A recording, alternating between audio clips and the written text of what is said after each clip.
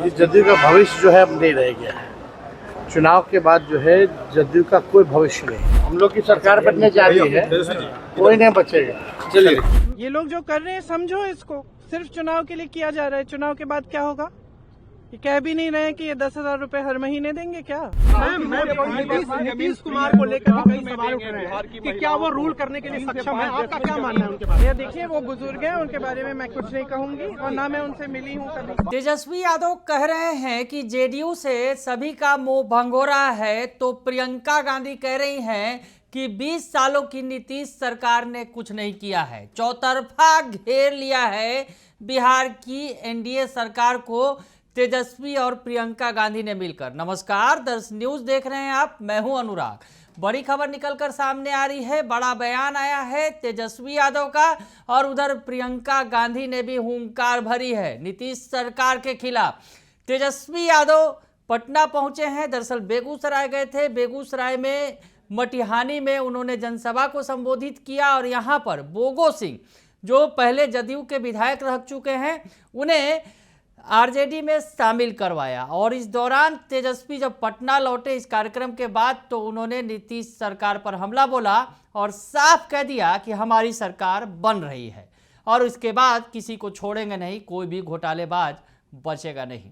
तो तेजस्वी यादव क्या बोले हैं पटना पहुंचते ही, सबसे पहले उनका बयान सुन लीजिए आप। नेता शामिल हुए हैं आज, जेडीयू के नेता पूर्व विधायक जो हैं वो शामिल हुए हैं। हमको लगता है कि सब लोगों का मुंह जो है भंग हो रहा है जदयू से। भैया इधर भी, क्योंकि जदयू का भविष्य जो है अब नहीं रह गया है। चुनाव के बाद जो है जदयू का कोई भविष्य नहीं। कुछ भाजपा में जाएंगे, कुछ आरजेडी में। जो भाजपा की सोच रखने वाले लोग हैं वो उधर जाएंगे, जो सामाजिक न्याय धर्मनिरपेक्षता में विश्वास रखते हैं वो आरजेडी में आएंगे। उत्तर प्रदेश जल रहा है। आई लव मोहम्मद का एक पोस्टर ने आई लव मोहम्मद के पोस्टर ने यूपी में आग लगा दिया है। जगह जगह हिंसा भी हो रहे हैं, विवाद। देखिए, हिंसा भड़काने में भाजपा नंबर 1 पार्टी है। यूपी से जब खबर आती है इसी तरह की खबरें आती हैं, नफरत की, तकरार की, जहर की। कभी पढ़ाई की, दवाई की, कमाई की, सिंचाई की, उद्योग की, धंधे की बात हम क्यों नहीं करते? इससे नुकसान किसको है? यूपी को है, देश को है। जहाँ शांति होगी वो राज्य प्रगति करेगा। बिहार सरकार के मंत्रियों पर सवाल उठाया जा रहा है, किसी को बार जमीन घोटाला है, कोई बालू घोटालेबाज है, कोई कॉलेज घोटाला किया है। हम लोग की सरकार बनने जा रही है, कोई नहीं बचेगा। चलिए, तो सुना आपने कि तेजस्वी यादव ने बड़ा हमला बोला और कहा कि जेडीयू से तमाम लोगों का मोह भंग हो रहा है।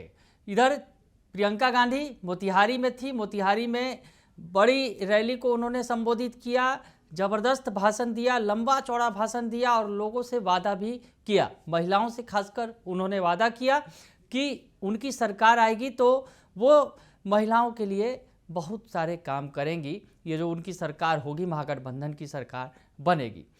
रवाना होने के पहले प्रियंका गांधी ने हुंकार भरी और कहा कि नीतीश सरकार जो है 20 सालों की सरकार ने कुछ नहीं किया है, अब लोग सरकार बदलने के मूड में है। क्या कुछ कह रही हैं प्रियंका गांधी, सुन लीजिए आप। वो महिला 8 से 10 घंटे के लिए काम कर रही है रोज।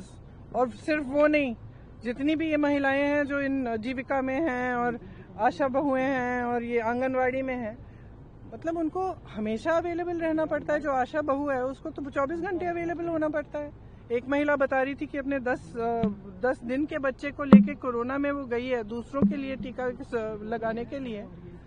तो मतलब ये परिस्थितियां हैं और आप उनको कुछ दे नहीं पा रहे हो, क्यों? और जो 70,000 करोड़ रुपए जो इनको खर्चने थे स्कीम्स पे वो कहाँ हैं? और फिर चुनाव के पहले आप कहते हैं 10,000 रुपए ले लीजिए। बेवकूफ समझ रखा है औरतों को। मैं तो कहती हूँ उनको कि आपने अपनी शक्ति पहचानो, आधी आबादी हो, अपनी शक्ति पहचानो। ये लोग जो कर रहे हैं समझो इसको सिर्फ चुनाव के लिए किया जा रहा है। चुनाव के बाद क्या होगा ये कह भी नहीं रहे कि ये 10,000 रुपए हर महीने देंगे क्या, मानदेय बढ़ाएंगे। ऐसे ये कह रहे हैं तो ठीक है, तो ले लो, लेकिन अपना वोट दो जहाँ देना चाहिए। मैंने सवाल है नीतीश कुमार को लेकर भी कई सवाल उठ रहे हैं कि क्या वो रूल करने के लिए सक्षम है, आपका क्या मानना है उनके बारे में? भैया देखिए, वो बुजुर्ग हैं, उनके बारे में मैं कुछ नहीं कहूंगी और ना मैं उनसे मिली हूँ कभी, तो मैं कुछ नहीं कह सकती, लेकिन मैं इतना कह सकती हूँ कि बिहार में बदलाव का समय है और माहौल भी है और लोग थक गए हैं और लोग देख रहे हैं कि 20 सालों से कुछ नहीं हुआ है, सिर्फ बड़ी बड़ी घोषणाएं हो रही हैं और अब चुनाव आ रहा है तो और भी विकास की घोषणाएं हो रही हैं। भाई जब 27 पुल आपके दह गए 3 सालों में, आप एक पुल नहीं बना पा रहे हो तो फिर क्या विकास की घोषणा कर रहे हो? तमाम जनता पलायन करके जा रही है बाहर काम करने के लिए, एक रोजगार नहीं दे पा रहे हो।